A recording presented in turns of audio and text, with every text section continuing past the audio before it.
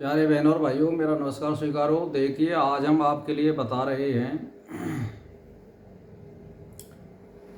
कि कलयुग में सबसे बड़ा फायदा किसका होता है। और युगों में ये फायदा आपको नहीं मिलता है। सतयुग और त्रेता युग और द्वापर और कलयुग, तीन युगों में यानी आत्म साक्षात्कार या भगवान का दर्शन बहुत ही दुर्लभ होता था। हजारों वर्ष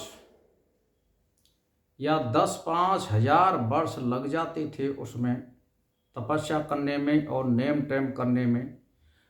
दीमक चढ़ जाती थी, बामी बन जाती थी ऊपर चढ़ते चढ़ते, तब भी भगवान के दर्शन नहीं होते थे, अर्थात आत्म साक्षात्कार नहीं होता था।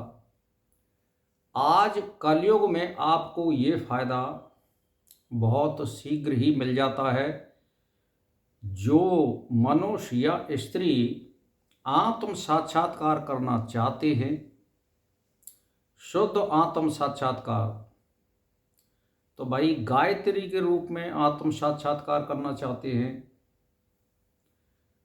और प्रकाश के रूप में साक्षात्कार करना चाहते हैं किसी भी इष्ट का, तो आप 108 दिन के अंदर भी साक्षात्कार हो जाता है यदि आपने चित्तवृत्ति निरोध कर दिया तो। और यदि मान के चलिए आप गायत्री के रूप में अगर प्रकाश या गायत्री का साक्षात्कार या आत्म साक्षात्कार करना चाहते हैं तो उसमें लगभग 8-10 वर्ष लग जाते हैं। ये बहुत उपलब्धि की बात है कलयुग में। पहले ये नहीं होता था। जैसे मागवाचार्य एक ऋषि थे, आज से 2-2.5 हजार वर्ष पहले ही उन्होंने 24 गायत्री के पुनश्चरण किए थे और वह बहुत ही नियमबद्ध तरीके से किए थे। फिर भी उनको लास्ट में हुआ जब संन्यास ले लिया आत्म साक्षात्कार, लेकिन बहुत कर्रा हुआ था। आज के ज़माने में यानी ये कलयुग के 5,5200 वर्ष लेकर गए, तो अब आत्म साक्षात्कार करना बहुत ही सरल है यदि आप लगन से और चित्तवृत्ति निरोध यदि योग के द्वारा अपनी इंद्रियों का कर देते हैं तो आत्म साक्षात्कार में देर नहीं होती है।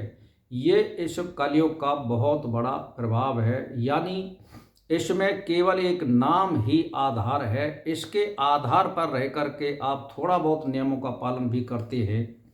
जैसे अष्टांग योग में यानी 1-2 नियम का भी आप पालन कर लोगे तो तब भी आपकी कार्रवाई हो जाएगी। यानी थोड़े समय के लिए चित्तवृत्ति निरोध कर दिया तो आत्म साक्षात्कार हो जाता है, प्रकाश रूप का साक्षात्कार हो जाता है। तो कहने का मेरा मतलब यह, मुक्ति बहुत ही कलयुग में सहज है यदि आप कोशिश करते हैं। ये जो है उपलब्धि सतयुग में हजारों और 10-5 हजार लग जाते थे, तब भी जो है आत्म साक्षात्कार नहीं हो जाता था। ऐसे ही ये त्रेता युग में था, ऐसे ही द्वापर युग में था। ये कलयुग का बहुत बड़ा प्रभाव है। इसमें नाम ही आधार है। आप जैसे भी आप आत्म साक्षात्कार करना चाहते हैं, थोड़ा नियमबद्ध तरीके से आप इष्ट का या आत्म साक्षात्कार करना चाहते हैं और प्रकाश रूप में करना चाहते हैं, शुद्ध रूप में, मेरा कहने का मतलब दैत रूप में अगर ये आत्म साक्षात्कार करना चाहते हैं तो वो नहीं माना जाएगा। वो दैत हमेशा कलेशकारी होता है। मैं आपके लिए उदाहरण दे दूं कि जैसे मान के चलिए एक वृंदावन में एक उड़िया बाबा थे, उन्होंने भी आत्म साक्षात्कार किया था और उनकी जो है एंड में दुर्गति हुई थी। यानी उनको काट दिया था एक रामदास नाम के आदमी ने सत्संग करते हुए। तो मेरा कहने का मतलब ये है कि ये आत्म साक्षात्कार नहीं माना जाएगा, ये दैत्य में है।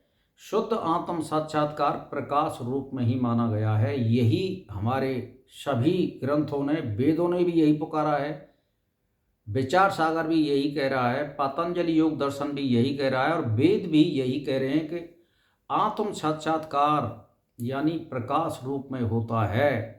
और आत्म साक्षात्कार का मतलब है ब्रह्म की टू कॉफी एज ये ब्रह्म, ऐसे समझा जाता है। तो आप समझ लीजिए कि इसमें हमारे लिए कितना बड़ा लाभ मिल रहा है। तो लगन से काम करिए और दृढ़ संकल्प करिए और नियमबद्ध तरीके से इष्ट को मानिए, मंत्र को कभी मत बदलिए, इष्ट को एक जो फोटो आपने ले रखा है उसी पे रमण करिए और चित्तवृत्ति निरोध करिए, खाते पीते डोलते 24 घंटा उसका ध्यान करिए।